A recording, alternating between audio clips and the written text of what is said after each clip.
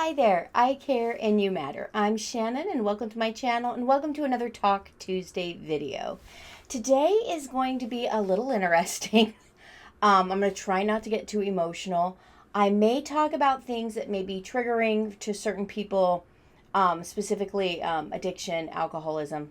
Not that I struggle with any of those things. Well, actually, in a very indirect way, I do. But if you have little ears in the background, or if you're not in the kind of mood to hear about these kinds of things, I'm going to recommend that you watch another video of mine. So fair warning, click away now. But where it all began, well, actually it began way, way, way long ago in my childhood. But I've come to a realization as of late, and that is, and I think I've talked about this before on my channel, that I don't want to keep pining for or dreaming about or longing for a particular kind of life in the future because, the future is uncertain. I would much rather start living the life I want to live right now, today. And I've realized that there are a number of roadblocks to doing that for me. And yes, while some of those are circumstantial, there are roadblocks that are in my complete control. Specifically, things that have happened to me that have altered the way my brain works and the way I function. And gosh darn it, the age I am, I should not be allowing those things to hold me back any further. So, I have decided, and you're going to see some videos start to come out that I already recorded, already edited, already scheduled here on YouTube when I was actually in the midst of going through this thought process that something had to change, something wasn't quite right, but I didn't know it at the time. But I was trying to act and make changes based on those feelings and those nudges because the body keeps the score, right? I really believe that. And sometimes our body, well, it's kind of like when you start to feel kind of worn down right before you start to get sick. Your body is already, on guard and trying to fight off infection, and that can cause you to feel very sluggish, right? You feel that before you actually feel sick. Well, I kind of liken this experience to that, right? And so it was very serendipitous. An article came through my feed, actually two of them, by Psychology Today, and they were specific about trauma in childhood.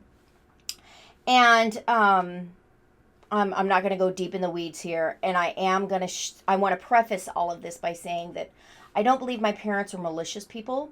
I believe that they did the very best they could with what they had or what they were able to do.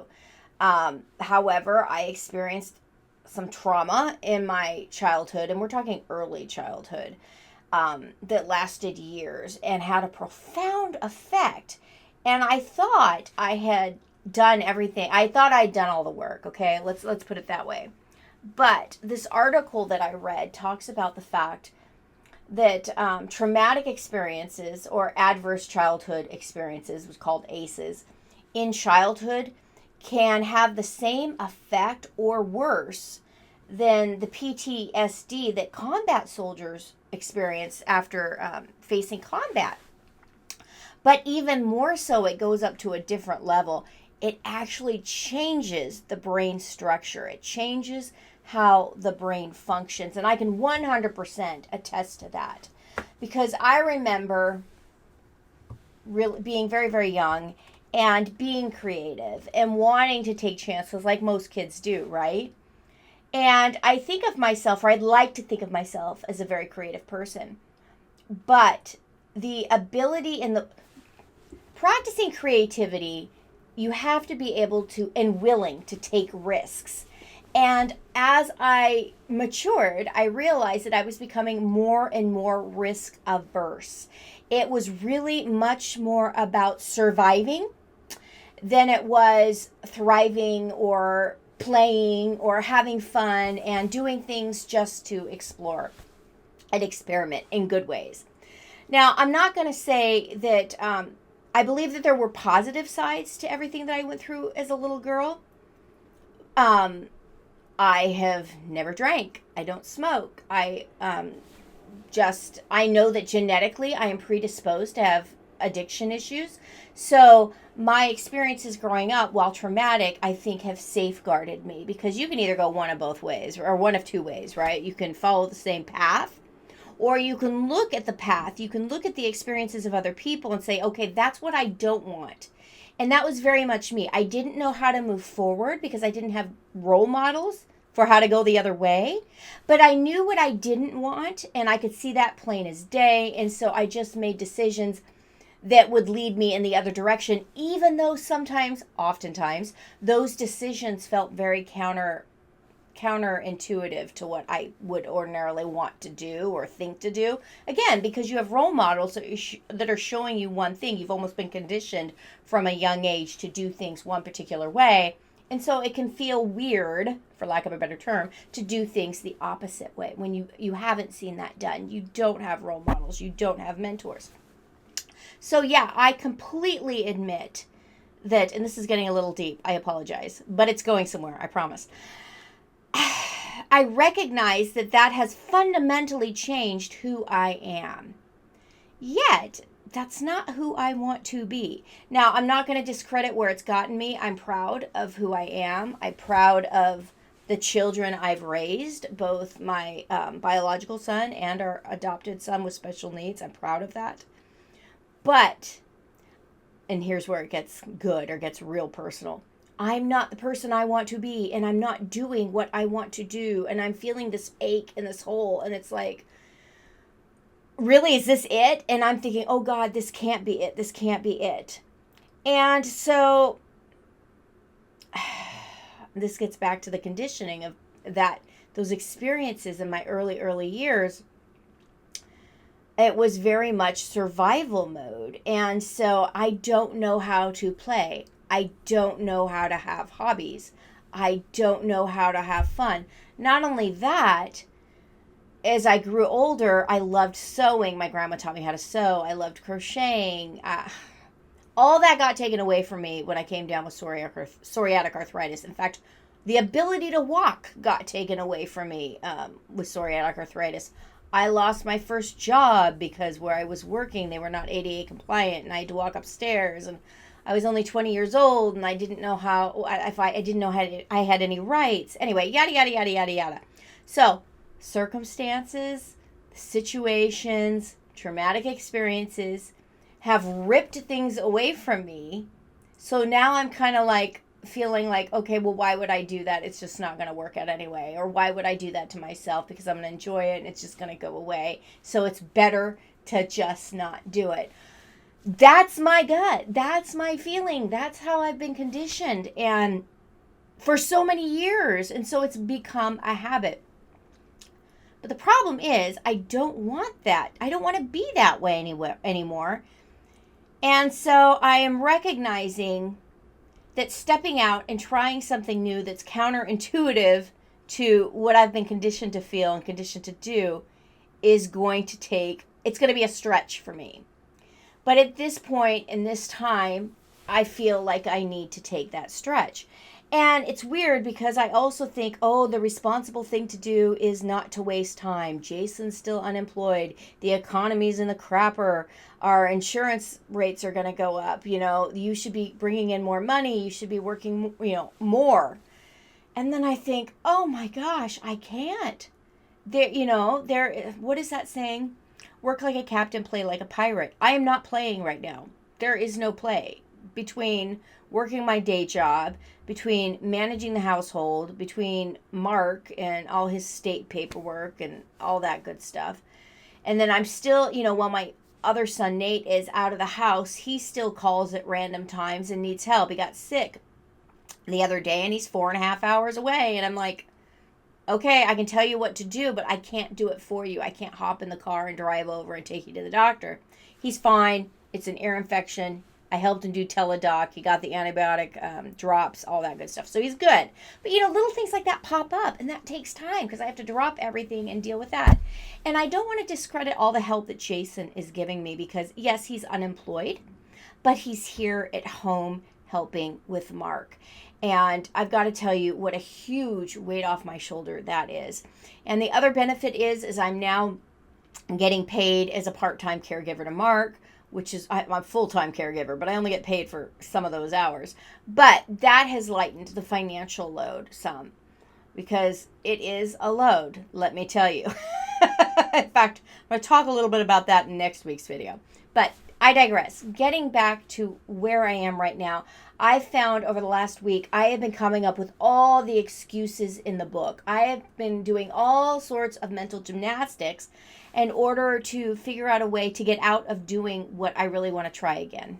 Ugh, stupid, right? I mean, the amount of energy I'm expending on this is ridiculous.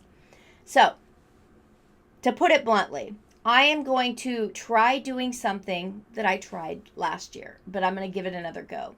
Last year, I wrote a middle grade fiction book, and I am so proud of it. Tether and Token, Megan the Tiny Token. In fact, I have the second book almost finished in that series, but I stopped. Why did I stop? Because it didn't feel right. It was very different from what I'm used to. So at the time, I stopped it and started writing another book. This one over here, Common Things, Core Truths.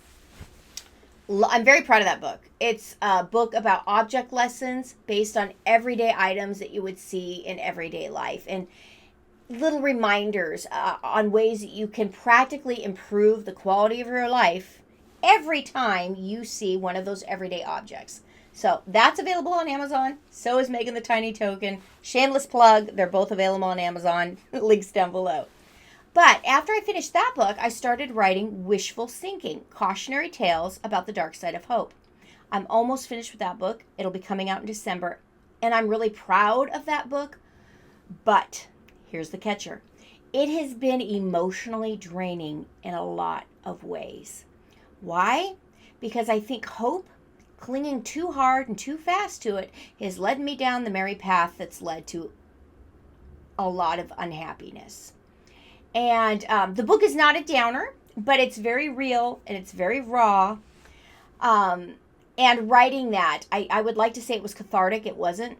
But it was eye-opening. It was eye-opening to the fact that I don't feel like I have lived. In a lot of ways, I feel like I have traded my life, my ambitions, specifically to raise Mark and to continue to care for Mark, who will need my help, my support, or at least the help and support of another functioning adult for the rest of his life. His life is dependent on somebody else, which ding, ding, ding is me right now. And that's a heavy load. And I really feel like there needs to be balance. And right now there's not balance. And my husband's like, do it. Do something for yourself. But for the longest time, I haven't known what it is I needed or even wanted to do. I've, again, been in survival mode, right? I'm really good at surviving. I'm really good at getting by. I'm really good at making ends meet. I'm really good at finding energy, pockets of energy when there is seemingly none. But doing all of that comes at a cost, and that cost has a physical toll and a mental toll, and I'm regretting a lot of that. And so rather than spend a lot of time looking back and regretting, I'm trying to stop that soundtrack in my mind and think, okay, so make the change now. Make the change now. And so that's what I'm doing. I'm making the change now. I am going whole hog? I don't know what that saying is. Into writing a fiction book for adults. I've never tried this before, but I'm excited. And I'm excited for a couple different reasons. One, I'm doing it just for the mere fact that I want to do it. I don't know if I'll even publish it. I'm just doing it just because. Number two, I'm starting some new writing routines, some writing habits, writing rituals, if you will, in order to really honor this time as something I do for myself. I think my Writer Wednesday video this week, you'll get a peek into that. But again, when I filmed that video, I wasn't quite sure. In fact, I even think I say fiction is not for me. And I say that, and I've said that before, and I've realized this. It's not for me because it's scary. Because it feels like a waste of time. Because it's sheer creativity. And creativity feels like a risk. And so, yeah, that's why I wrote this book. That's why I wrote Wishful Thinking. I don't write fiction in my day job. So fiction is very much, fiction. It's very much out of my realm. But I don't think it has to be. So I'm really forcing myself to break out of my mold and just give it a shot. So what are the other things I'm saying? I'm going to take it very seriously. Oh, the other thing I'm really, really looking forward to is the big thing on social media right now is personal curriculums. And while I would never go that far as creating a syllabus for myself and all that, I am big on goals. And I love learning. And I think that there's, excuse me, no greater time than right now. We have everything at our fingertips in terms of, education, the ability to get resources. So I have dropped a little coin. I bought a couple used books on Thrift Books. I bought one on Amazon through Half Price Books. I've bought some books on the craft of writing fiction. So right now I'm preparing to start devouring those. I set up a collection of composition notebooks for my notes. So I'm really enjoying the process of preparing to just take this next step, this next leap. I'm not going to say it's a leap of faith because it's not really faith. It's a leap into trying something new for myself. It is a risk because I am risking my time. I am risking my energy. But the benefits, oh boy, the benefits. If nothing else, I think putting myself first in one way, shape, or form, that benefit will be huge. And you know what? Maybe at the age I am, at the stage of life I'm at, maybe this is the perfect time to reinvent myself yet again. Because if nothing else, I start every video with, I care and you matter. But sometimes I don't feel like I matter. I'm going to be completely honest. I have no relationship with my parents or my brother and sister anymore. Thank you, politics. My only blood relative, my son Nate, has since moved away. So I can feel very alone. Ooh, don't want to get sad. Yes, I have my husband Jason. Yes, I have his family. But it doesn't stop me from feeling alone, in those little moments when I get blue and when I get down.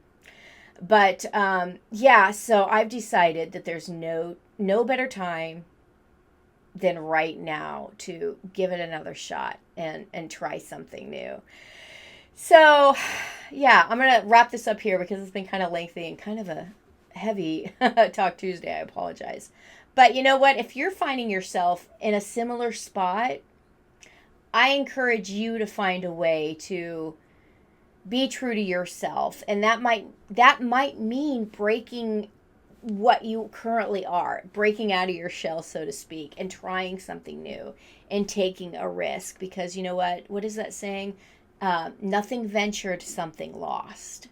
And one thing's for sure, we've only got, one trip around the sun, and I don't want to look back with regret. So, and I don't want to regret the fun I could have had too, right? And I love playing with the stationery stuff, and I love learning. So, in that respect, nothing will be lost. So, if you've watched all the way to the end of this video, thanks for keeping me company, and thanks for listening to me verbally process all of this. Truth be told, this is the second time I recorded this video because the first one I was just sobbing like a baby. So you're not going to see that one. But rest assured I'm much more articulate in this video. But if you're struggling, you're in a similar place, or you're just, in this day and age where the world is at this point, if you feel helpless, like you can't do anything, you can do something. You can look inward. You can focus on just your place in life and think about what can I do where I'm at to, one, improve my life, and two, improve the lives of others. Because I'll tell you what, I think that there are a lot of people who I touch on a daily basis, and I can't give to them and lift them up unless I'm in a good place. I feel like I really believe that our energies feed off each other. Now, I'm not into all the new age stuff, but if I can put a genuine smile on my face and be there for other people on a day-to-day basis, including my son, who's freaking out about ice, understandably so, I need to somehow find that energy in order to be there for him genuinely, because I freak out about all that stuff too. But anyway, I digress. So I encourage you to invest in you, find ways to break your current mold that might be keeping you, trapped. And I really think that just finding genuine, true joy is an incredible act of pro-human defiance. And yeah, so go joy, break that mold, right? Don't look for your happiness, create it. So on that note, I'm going to leave this here. I hope you have a great rest of your week. And until the next video, I will catch you next time. Bye-bye.